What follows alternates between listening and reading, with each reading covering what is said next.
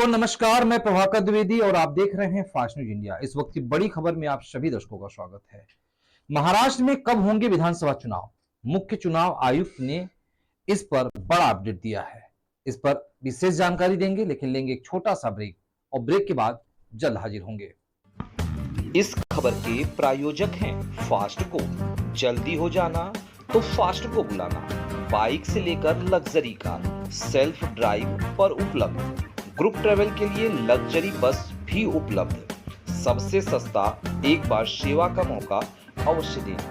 WhatsApp करें 9044808808। Break के बाद आप सभी दर्शकों का स्वागत है। जैसा कि आप सभी जानते हैं कि अभी जम्मू कश्मीर में विधानसभा चुनाव हुआ है और अब विधानसभा चुनाव की तैयारी हरियाणा में है और हरियाणा में चुनाव के बाद अब अगला जो चुनाव होगा वो होगा महाराष्ट्र। तो महाराष्ट्र में चुनाव को चर्चा लेकर के चर्चा जोरों पे है और उसी चर्चा पे आज मुख्य चुनाव आयुक्त ने बड़ा बयान दिया है। तो आप सभी दर्शकों को बता दें कि महाराष्ट्र में विधानसभा चुनाव की तैयारियां इस समय जोरों पर हैं। सभी पार्टियों ने अपनी रणनीति भी बनानी शुरू कर दी है। इस बीच चुनाव आयोग ने महाराष्ट्र चुनाव तैयारियों की समीक्षा की और चुनाव को लेकर एक बहुत बड़ा अपडेट दिया है। तो आप सबको बता दें कि चुनाव कब होंगी, तो क्या दिवाली के बाद होंगे चुनाव? एक तो प्रश्न आप सभी के मन में यह आ रहा होगा कि क्या चुनाव दिवाली के बाद होगा।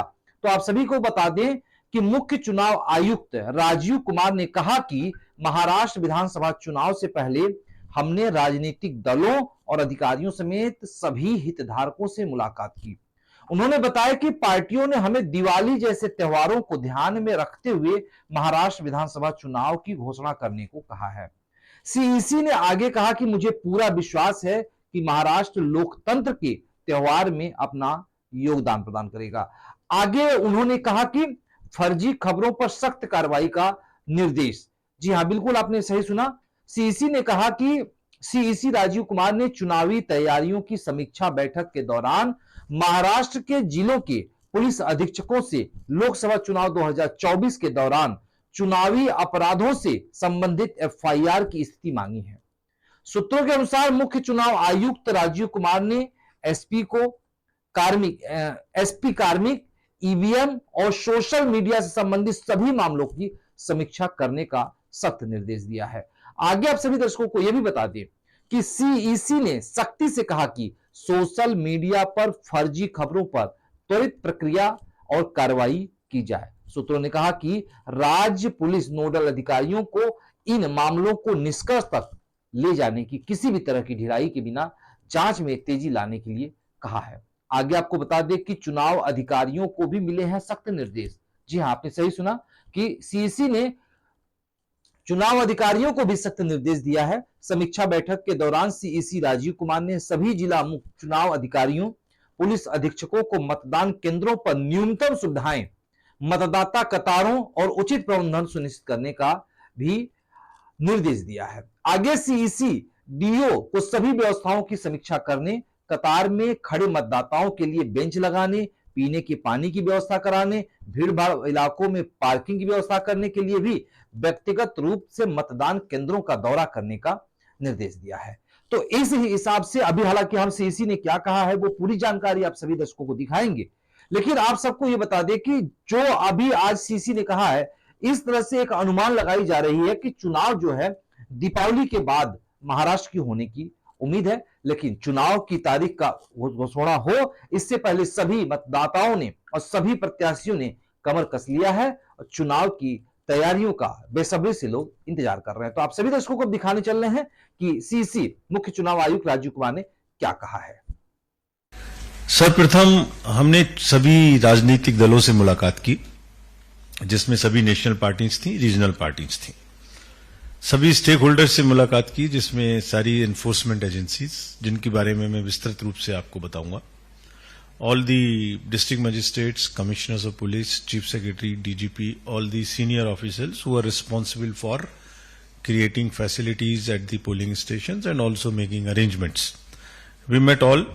We directed everyone about what is expected of them. So let me first start with the political parties. We met BSP, AAP, CPIM, Indian National Congress, NPP, MNS, NCP, SP, Shiv Sena UBT, total 11 parties. तो parties ने हमसे क्या कहा पहले मैं ये आपको बताता हूं, so that what they wanted from us.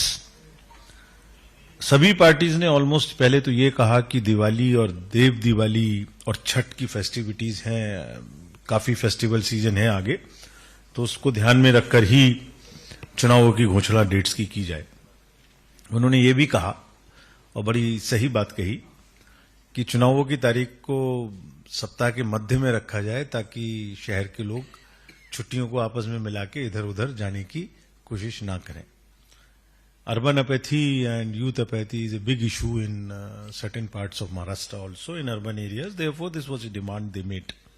There are 288 constituencies, of which ST constituencies are 25 and SC constituencies are 29. The term of the Maharashtra Legislative Assembly is ending on 26th of the November, so elections have to be completed before that. Total electors in the states are 9.59 crores, with male being 4.59 crores and female 4.64. हमने third gender PWD 85 plus जो हमारे वरीय मतदाता हैं वो उनके बारे में विशेष पहल चलाई थी। सो थर्ड जेंडर के अराउंड 6,000 वोटर्स हमारे यहाँ हैं, और जो पर्सन्स विद डिसेबिलिटीज है महाराष्ट्र में वो 6.32 है, और 85 प्लस वोटर्स की संख्या 12.48 लाख है। और ये भी एक बहुत ही अच्छा मतलब it reflects the health in the society, the family systems, that centenarian voters की number 49,034 है, which is quite a good number, and आपके माध्यम से हम उन्हें सबको प्रणाम भी करते हैं, उनसे रिक्वेस्ट भी करते हैं कि वो जैसे भी हो वोट जरूर दें, हमें जरूरत है तो हम उनके घर जाएंगे, उनका वोट लेके आएंगे। First time voters also from 18 to 19 years is quite encouraging. These are the numbers which have been added, 19.48 lakhs. We want to focus on the youth during this election because youth है जो आगे चल के यही democracy को आगे बढ़ाने वाले हैं। हमने डेडिकेटेड 288 स्पेशल AEROs अपॉइंट किए थे so that we can cover all the possible youth into the electoral roll, and as a result 19.48 lakhs have been added who are into the age group of 18 to 19 years.